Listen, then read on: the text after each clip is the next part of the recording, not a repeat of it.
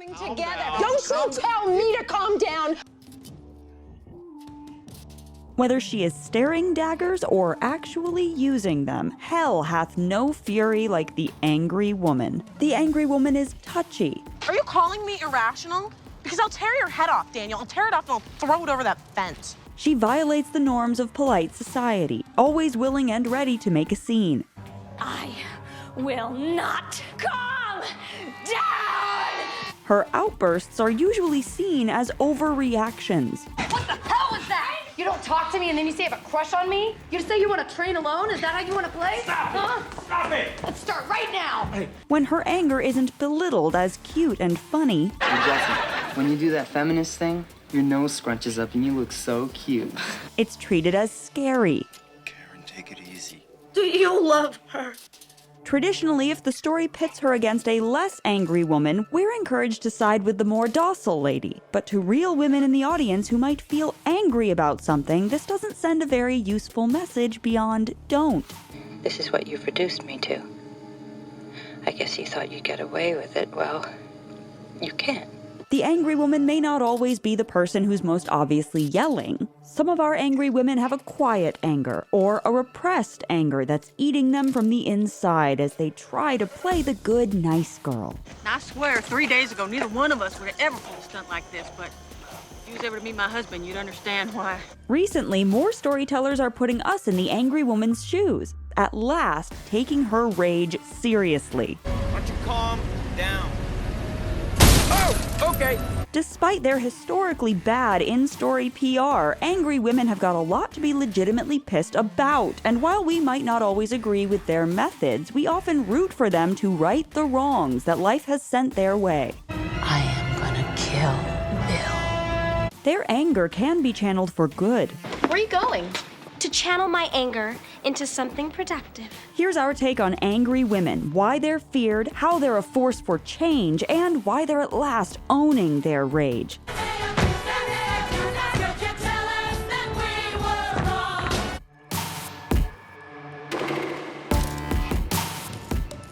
Exciting news! Today we have a new episode of Take 2 airing on Netflix Film Club YouTube channel. In today's video, we're talking about Thunder Force. It stars two of our favorite actresses, Melissa McCarthy and Octavia Spencer, as a crime-fighting superhero duo. Click the link in our description below to watch the Take 2 on which superpower is better, super strength or invisibility. And let us know what superpower you would want. Check it out on the Netflix Film Club YouTube channel.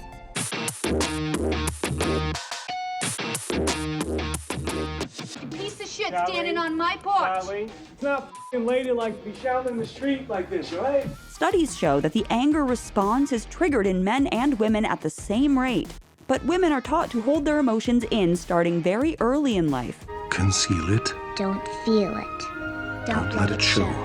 Boys are rewarded for being bold leaders in the same situation where girls are chastised for being rude or aggressive.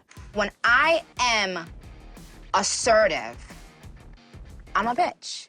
When a man is assertive, he's a boss. According to a 1993 women's anger study, there are 3 common roots to women's anger: powerlessness, injustice, and irresponsibility of other people. But while these sound like pretty logical reasons to be frustrated, in pop culture, angry women are portrayed as having unjustified amounts of anger. I lose and I burn this house down. Bordering on hysteria. And you had a racer and you were drunk with a racer and raging. We can see this tendency toward overreaction in the angry woman in Western culture, Medea. After the father of her children, Jason, leaves her for some other princess, to spite him, she kills their children. Scheme with all your skill, onto the deadly moment that shall test your nerve. In comedies, the angry woman is often ridiculed. You macho pig. Oink, oink, baby. In Ferris Bueller's Day Off, Ferris's sister Jeannie is portrayed as crazy and vindictive when she's annoyed that her brother fakes being sick to cut school. And your problem is you. You ought to spend a little more time dealing with yourself, a little less time worrying about what your brother does. But she's right. Ferris shouldn't be able to waltz through life without doing any real work. Why should he get to do whatever he wants whenever he wants? The police care more about Ferris being a little bit sick than about Jeannie being attacked in her own home. Look, it's real nice that you hope my brother's feeling better, but I'm in danger, okay? In stories about the angry young man, a trope we also have a video on, his anger is usually depicted as being based on deeply held principles. We've all been raised on television to believe that one day we'd all be millionaires and movie gods and rock stars, but we won't. We're very, very pissed off.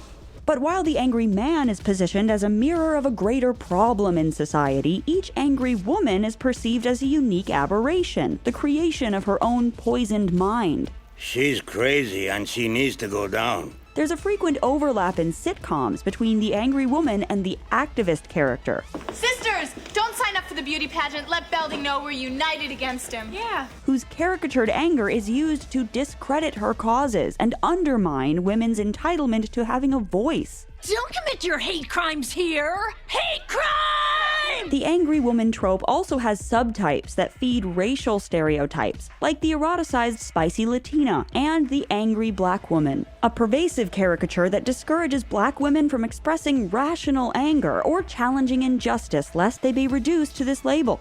Well, then why do you get so angry? I don't get angry. I keep trying to tell you and that jerk that I do not get angry. If somebody do something to me, I do something to them. That's just common sense.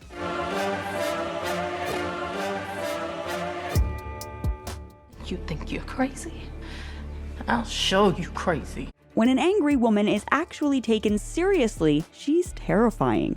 I'm not going to be ignored, Dan. We can see some of the angry woman's roots in the Femme Fatale. Both seek revenge on men and vent frustration that their gender doesn't allow them more agency in life. He keeps me shut up. He's always been mean to me. The angry Femme Fatale shows up in a striking number of erotic thrillers that vilify a woman who doesn't take it in stride when a man cheats on his wife or girlfriend with her and then expects her to quickly forget about it. Hey, you're sick. Why? Because I won't allow you to treat me like some slut you can just bang a couple of times and throw in the garbage? In the template for the story Fatal Attraction, after Michael Douglas's Dan has an affair with Glenn Close's Alex, she stalks him, kills his daughter's pet bunny, and kidnaps his daughter. Came to get Ellen. Ellen? Well, I thought you picked her up already. Well, I'm sure she's left already. But while there are reasons to feel for this woman and her reasons for being angry with Dan, test audiences hated Alex so much that they panned a more sympathetic ending for the character, and reshoots were commissioned to show her attacking Dan's wife and getting killed. As studio exec Ned Tannen reportedly said of audiences, they want us to terminate the bitch with extreme prejudice. The audience wanted to believe that that family might be able to survive. Yeah. So they got their catharsis by shedding my blood. Glenn Close has said that men came up to her and said, "You scared the shit out of me." Sometimes they say, "You saved my marriage." But others saw it as expressing the fear of letting women enter the workplace, with all their tempting sex appeal, reproductive urges, and excessive vengefulness. You're so sad. You know that, Alex. Lonely and very sad. Women's anger is so frightening that it's the engine of the supernatural horror genre. Part of her that's in here, it's rage. In The Craft, Nancy's power comes entirely from anger, which she uses to get revenge on toxic men.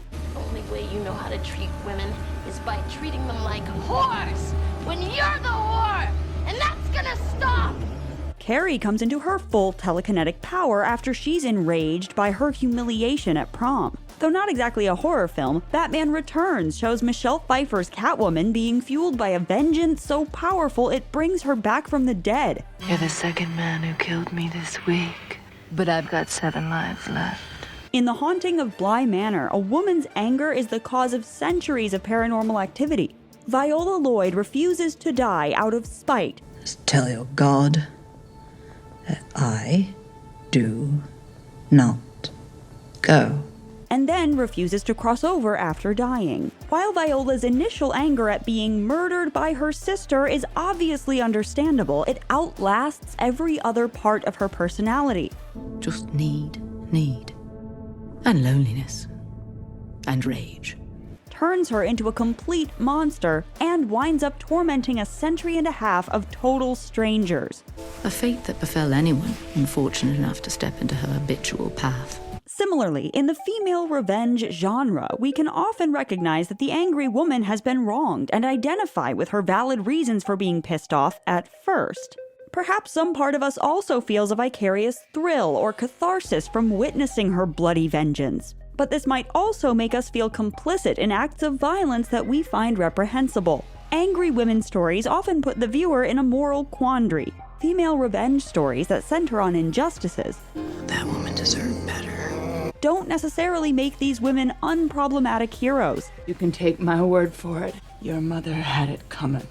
In Carrie, her rage fuels a bloodbath we could never condone. Yet in that moment when she first gets mad, it's impossible not to root for her due to the abuse and cruelty we've watched her suffer. Likewise, in prestige TV, female anti-heroes or sympathetic villains who do terrible things may still speak to us because of the way they vocalize or fight against the way they've been mistreated due to their gender. Did it ever occur to you that I might be the one who deserves your confidence and your trust, not your son's?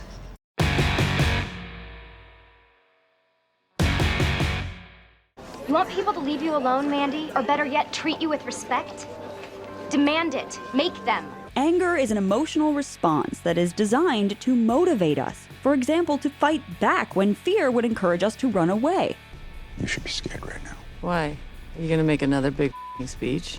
Psychology divides behaviors into the adaptive, or useful in your life, and maladaptive, or not useful and downright unhealthy. Anger can be either. The angry woman on screen has historically been used to show the maladaptive type of rage. Her anger is either a huge overreaction or toxic for everyone around her. Don't you dare lie to me. I'll cut your fingers off. The angry woman has long been misunderstood, and often her inner frustrations do come out as maladaptive anger. But when channeled properly, her anger can be productive. In Mean Girls, it's implied that the reason Queen Bee Regina George is such a mean girl at all is that she has a lot of anger without a positive outlet.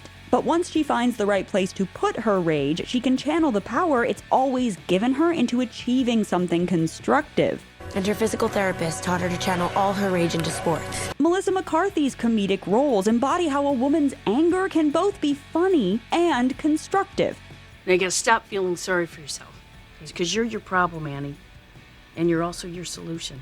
At the beginning of Spy, her character Susan Cooper isn't living up to her potential because she's holding in her anger, pretending to be nice, like women are typically conditioned to do. But you have a certain tame demeanor around the office. It says you've never even held a gun. So imagine my surprise when I saw footage from this drill back at the farm. But after we witness her badass potential in a past training exercise, we see her come into her own through unleashing her angry power as a spy. I will destroy you.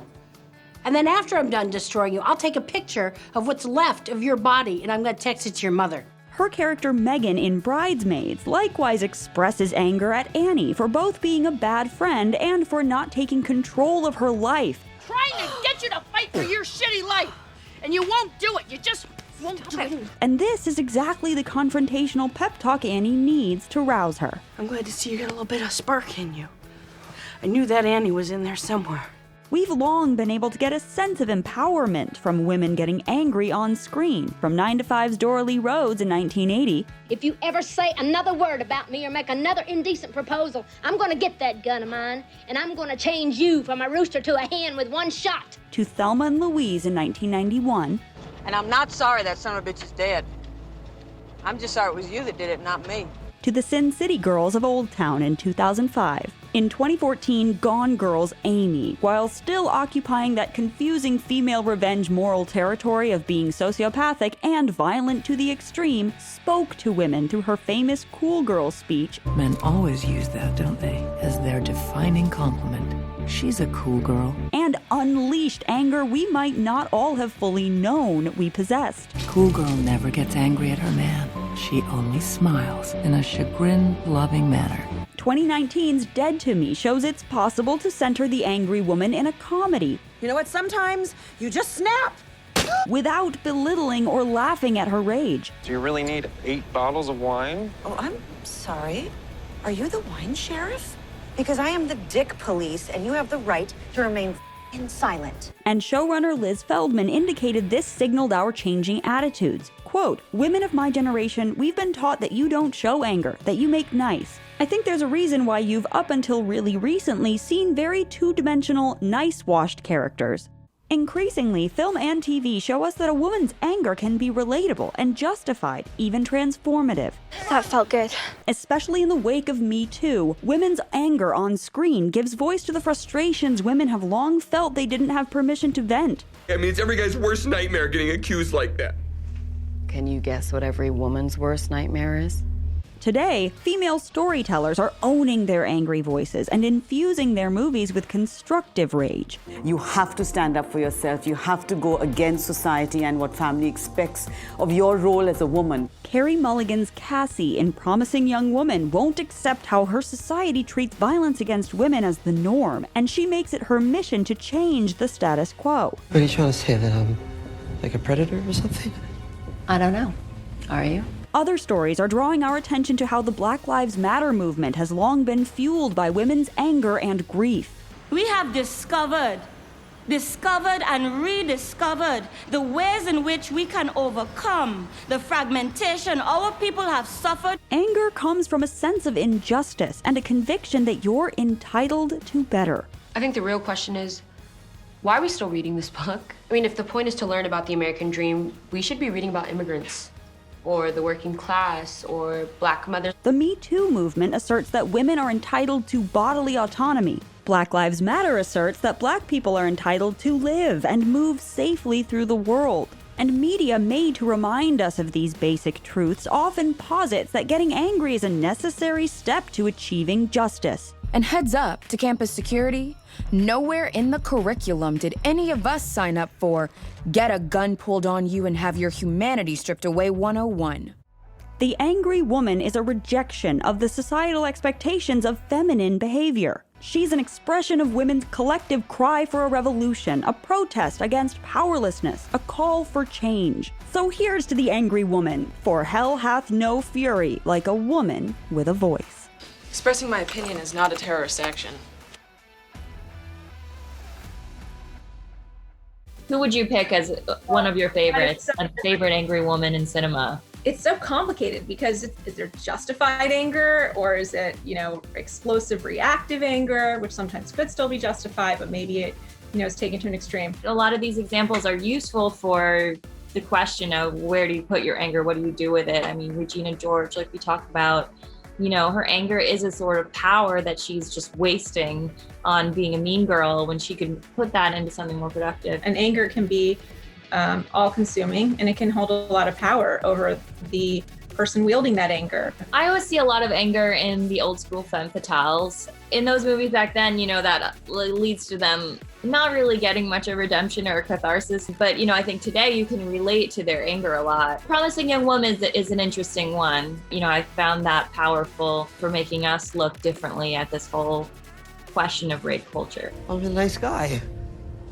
Are you? I really liked Olive Kitteridge's portrayal of anger. It's a quiet anger, and it's sort of this question of, as you get older and you hang on to things, what happens if you don't cure your anger? It makes you think of Cate Blanchett in Where'd You Go, Bernadette, too, right? I mean, in some ways she appeared on the surface to have this perfect life, and yet she was angry because she had lost her identity, and so much of what stimulated her intellectually, and it wasn't until she found that and was able to pursue it that she was able to find a little peace. Can you feel your anger and push through it? The only way out is through, and put it into something, because usually there's a power there.